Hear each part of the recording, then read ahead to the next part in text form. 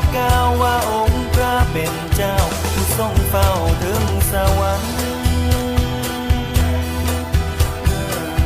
ความเมตตาบ่มีลาพระบิดาผู้สร้างแต่งยังคอยห่วงคอยแพงบ่มีปาทิมห่างพระองค์เจ้าเป็นห่วงใย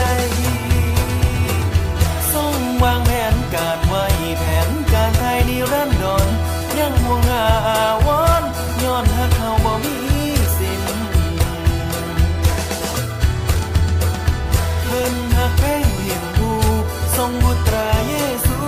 มาในโลกเพื่อไทยมาตายถึงต้นไม้กางเขนนั้นเพื่อไทยเฮา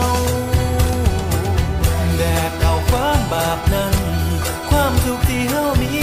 โดยการที่ชีวิตทับโทษแทนให้เฮาพ้นคริสต์มาสแห่งความหวังพระเจ้าทรงอวยพร